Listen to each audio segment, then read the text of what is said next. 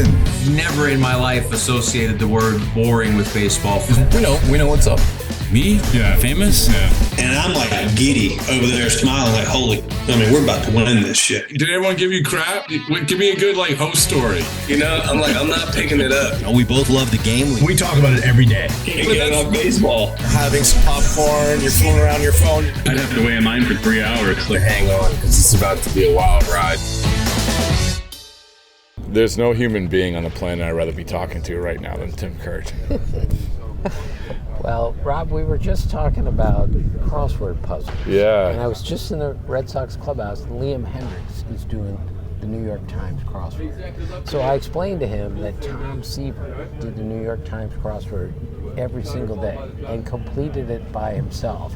And if he was on the road, he would always go down to the coffee shop first at 8 in the morning because they always had 1 or 2 copies of the New York Times. And one of the most favorite stories I've ever done was last spring. Pete Fairbanks and Colin Poche of the Rays do the New York Times crossword puzzle every day. And I sat with them and badgered them with a bunch of inane questions.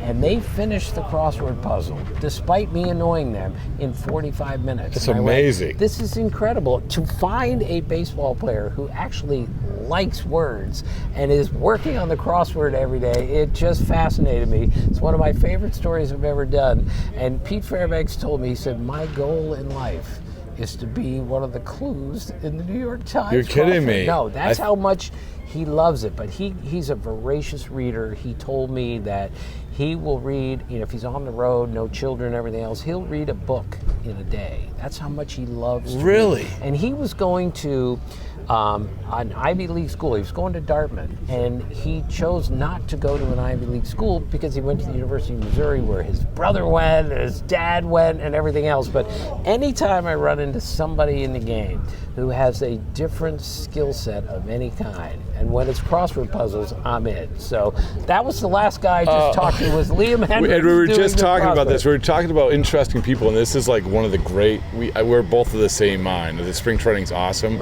because the access is more, you get to know them more.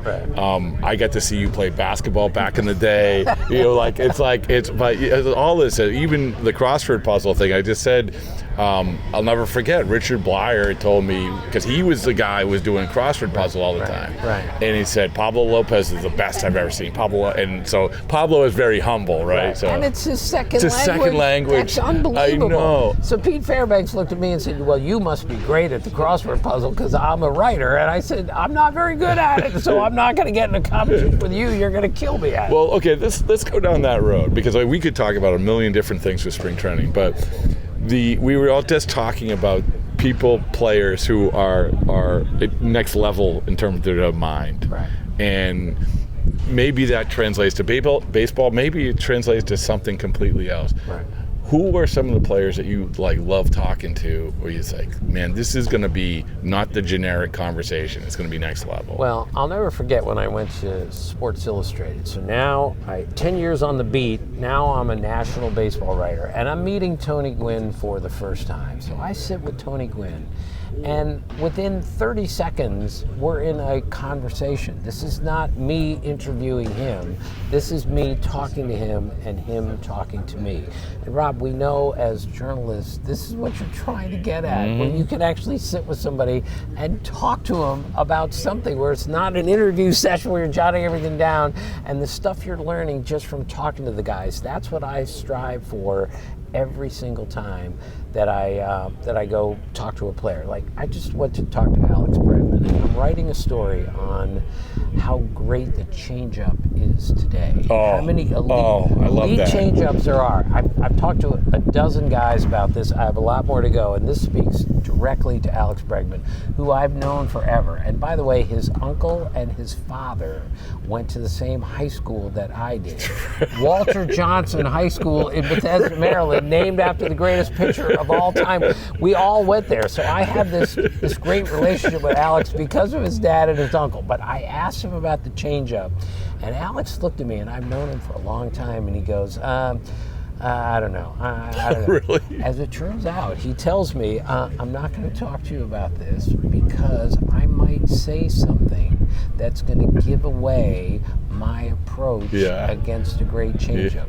That's who the Red Sox just signed to play third base or second base or whatever. Yeah. That's his thought process. A guy who he's known forever comes up and asks a simple question. He would not answer he wouldn't, because it might lead to him making it out in a game. This is where our great baseball players come from, is they understand this isn't going to do me any good to tell everyone what it's like to try to hit Tarek Skubal's changeup, because I don't want anyone knowing how I'm going to approach it. Can I tell you also, first of all, I can't wait to read this because there's nothing like a good changeup, because it's the pitch that you can say, here it comes, and it's going to be slower, but you're not going to be able to hit it. Right. It's exactly what Seth Lugo told me. Seth Lugo is a brilliant pitching mind, as I told you, and he said it's the most important pitch in baseball, and he said it's really the only pitch that you can be told that it's coming and you still can't hit it. And I find this interesting, that in this era of incomprehensible velocity, that maybe the slowest pitch we see can at times be the most effective, because you just can't see it. You know, we look for spin rate all the time, right. Sliders and sweepers and cutters and everything else, but you can't see the spin, for most cases, on a changeup. So that's the story I'm doing, and I just love talking to players about this. But I'm not surprised that Alex Bregman went like this. No. Nothing that's going to give the advantage to the pitcher. You hit the nail on the head, and you're doing a great job with your podcast about this. Because this is one of the things, since I've been doing this, and I've always enjoyed baseball, covering baseball, and it was taken away during COVID, which just talking. Right? We'll talk. We'll just talk. And then sometimes you're talking, and then you loop back and say, okay, can we talk on the record about this, right? But still, it's just talking. Yeah. And so I would imagine, even going through spring training this year, to have the conversation, to have the access to the conversation, and some guys that you don't even expect, right? Absolutely. This is my goal every spring, is to not even open my notebook. I just want to go talk to some guys, because when you open your notebook or you put your tape recorder, now it's a different thing. Now they're a little bit worried, what are you doing here? But when you're just BSing with them at their locker, the stuff you learn, and then you say, well, I have to write this. Yeah. And you say, can I write this? And then you start. Which is nothing wrong with it, right? Absolutely. So I got to talking to Keith Hernandez the other day. He came on our podcast, and there was a reason why. But Keith Hernandez, I just got inducted into the Strat-O-Matic Hall of Fame. Oh, wait a second. Yes. First of all, congratulations. Thank you. I've been remiss in not congratulating you. I saw Brian Bartow of the Cardinals the other day, and he said, congratulations on the Hall of Fame. And, that was 3 years ago when I went in. As it turns out, he was congratulating me on the Strat-O-Matic Hall of Fame. So Keith Hernandez is in the Strat-O-Matic Hall of Fame. So I had my son Jeff and I, on our podcast, had a conversation for close to 15 minutes with the greatest defensive first baseman of all time about Strat-O-Matic. And it was hilariously funny. Can I, when I get off of this, I'm going to immediately, is it up already? It comes up on Tuesday. Right. Perfect time. Perfect time. Right. So, how does one, you've done a lot of great things, right? Right. How does one find that niche, like getting the Strat-O-Matic Hall of Fame? I have no idea. Really? I have no idea how it happened. On our podcast, we use Strat-O-Matic for simulation. Okay. So we decided, all right, if Ted Williams had been traded for Joe DiMaggio, how would that have changed the Red Sox? And that's one example. So we did about 10 simulations with them, and since we talked about them so much, they put me into the Hall of Fame. All right. So, okay. But it's one thing for me to be in there, because that's all I did when I was a kid. When I wasn't playing, I was sitting in my room on a Saturday night in high school when everyone else was drinking beer and chasing girls. I'm in there playing. But you were doing it for a purpose. I'm going to get in that Hall of Fame. No, I'm telling you that I am a better baseball writer today because of what I was doing at age 15 by myself in my room, looking around going, is this healthy for me to be doing this by myself? As it turns out, and Jeff Fletcher, who covers the Angels, of course, I saw him. I told that story on the air somewhere, and he just came up to me and he said, I used to play Strat-O-Matic alone on Saturday night in my room, also in high school. And I went, great, I'm not the only idiot doing that. So Keith was so funny talking about that he picked it up his senior year in high school. He now gets drafted by the Cardinals. He's going to St. Petersburg for spring training as a professional baseball player. First thing he does is pack a Strat-O-Matic. The story he tells is he gets to St. Petersburg, he opens up his suitcase, he cannot wait to pull out a Strat-O-Matic and start to play, and as it turns out, his dad had taken the game out of his suitcase because he said, you are a professional baseball player now, you have to take baseball more seriously, not Strat-O-Matic. That's the story he told us. By the way, that's the best Strat-O-Matic story I've ever heard. No, it's the only Strat-O-Matic story I've ever heard, but that's a pretty good one. Yeah, and John Miller, former Red Sox broadcaster, Hall of Famer. One night in the Metrodome, I left my notebook in the press box. What a mistake. And John found it, brought it up to his room at the hotel there in Minneapolis, and he calls me and says, I got your notebook, come on up and pick it up.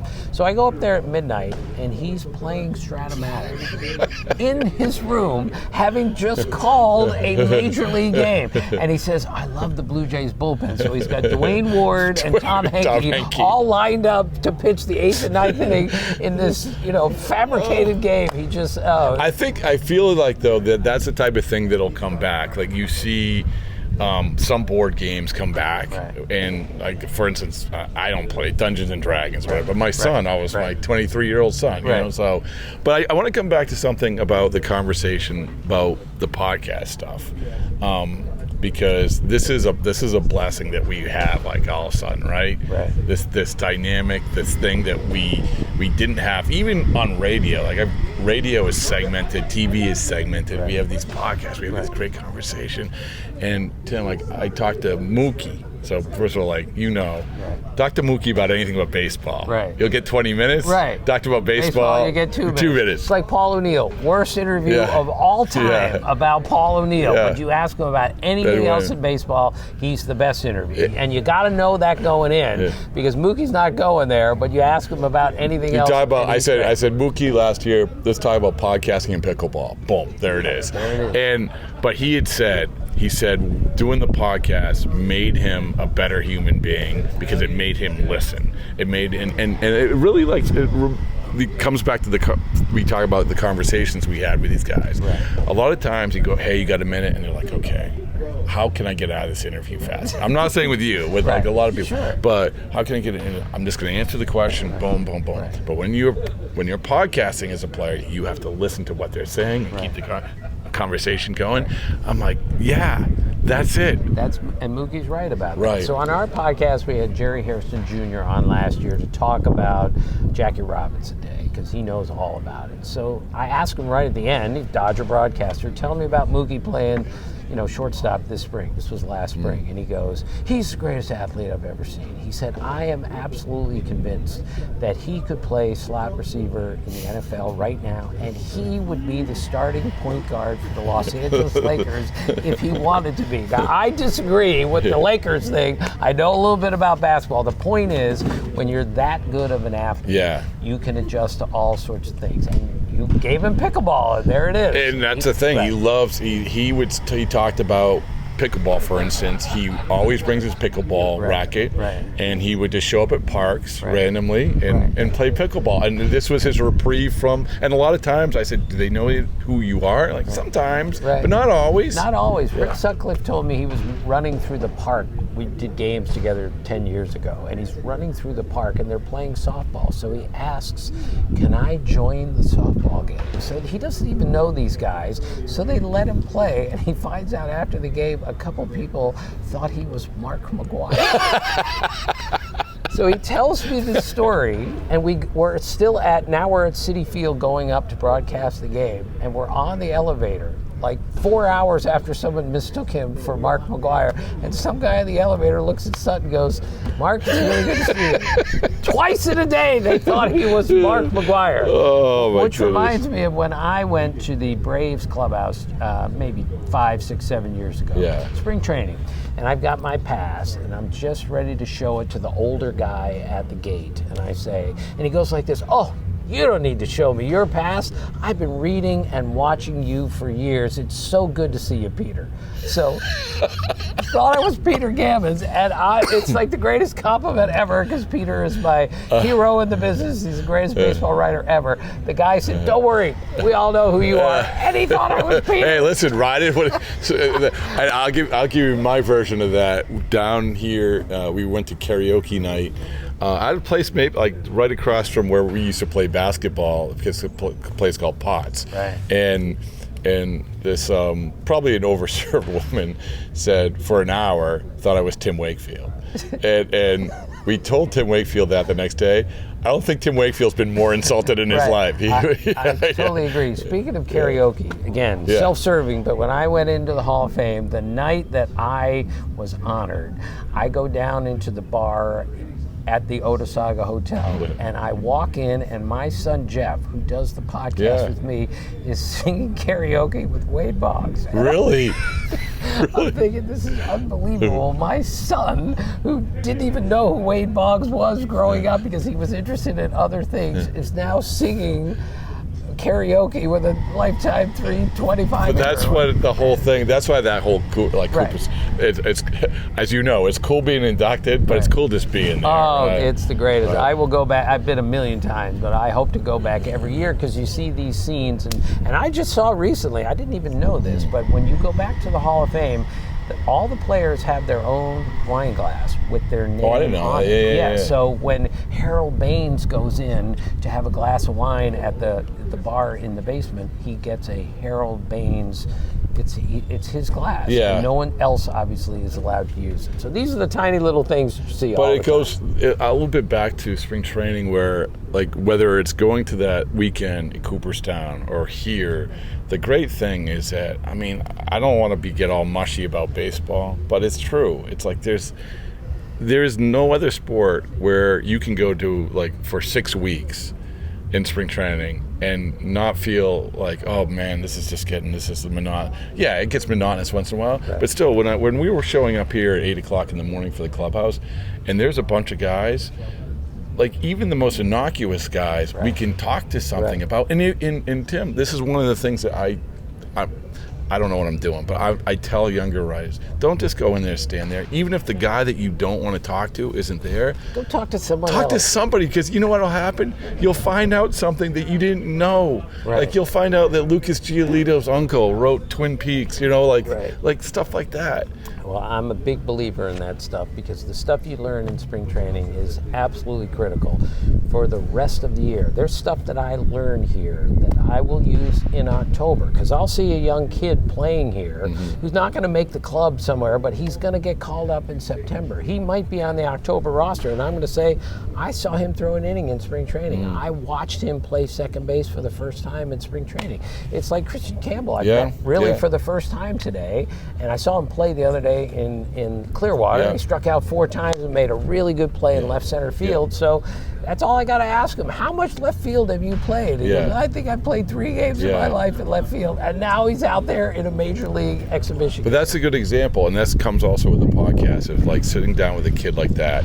You talk to him, and you talk to him, and then you talk to him some more, and then like for instance with him, I came across this great story with him about D. Gordon mentoring him, because he was a bat boy for the Chattanooga Lookouts at 10 years old, and they just kept in touch. But that's the type of thing. So I want to ask you, of the spring training, we're pretty early on. Right. Who are some of the more interesting people that maybe you didn't even know before you came down? Well, I did Arizona first, so I had to go in and see the Dodgers just to see what the dynamic is like. And I didn't really meet anybody new at the Dodgers, because you can't meet anyone with the Dodgers, because there are 3 times as many media people in the clubhouse. To go across the complex to the White Sox. Yes. So we determined that last year, on a scale of 1 to 10, the interest level of the Dodgers was an 11. Yeah. This year it's a 12 because you can't even move in there. So I went to see Tito Francona, which we all know him from Boston Days, and I just love to talk to him about his health and everything else and what he's looking for. And he's adjusted to a new team already. And he told me that Ellie De La Cruz came in 4 times this spring and just sat in his office. Really? Just to talk to him about, hey, how you doing? And, what do you expect about this? Not like, it wasn't even baseball stuff. It's just, I want to get to know the manager, and I want the manager to get to know me. And that's what spring training is all about. I'm not sure that's happening during the regular season when you're in an 0 for 20 slump. But this told me something about Ellie De La Cruz, is that he felt, I gotta go learn who the manager is. And you look at him in a completely different light because of that course, conversation, absolutely. right? Yeah. Because now I recognize he wants to get better. And one way to get better is to understand what the manager is thinking and what the manager can do to make him better. So I love Ellie De La Cruz, but I like him even more now because he took 4 different opportunities to just go in and talk to Tito. Yeah. Anyone else who you talked to would like sort of just, again, that you didn't know, maybe, because this is another great thing, is that we show up and we get, because maybe he's the guy sitting around. Hey, nice to meet you. I'm so-and-so. We talk. Right. Well, I got to know Austin Hedges, backup catcher for the Guardians. I got to know him a couple years ago for the first time when he was the backup catcher for the Rangers. And I have determined he's the best backup catcher in baseball right now because he's a lifetime 186 hitter, but he's a born leader. He has an influence on the entire team. So I wrote a story, it hadn't run yet, on Austin Hedges. Like what a backup catcher can actually do to help a team when he hits 186 for his career, plays 1 time a week, but because he's such a great defensive catcher, because he's mentoring Bo Naylor behind the plate, and because of his relentless enthusiasm, which is all genuine and all real. So I learned a lot about him this spring, and that's what makes me really happy, is when I say, well, I think I know this guy a little bit, and then you get to talking to him and you realize he was the most introverted kid in the world, and he is the most confident guy in the world, but he told me when he signed to play pro ball, he's looking around going, I suck. And he says, the stress that I felt being a professional baseball player, I couldn't take it anymore. And now he's the most laid-back guy in the world, and he's a really good defensive catcher. So these are the stories that I like so much. Change up some backup catchers. Right. I love it. Whatever it takes. I mean, anyone can come in here and do the obvious stories. My goal in life is to ask a question that the guy hasn't been asked lately. Now I've got his attention. Thank you for being you. Pleasure. Thank you.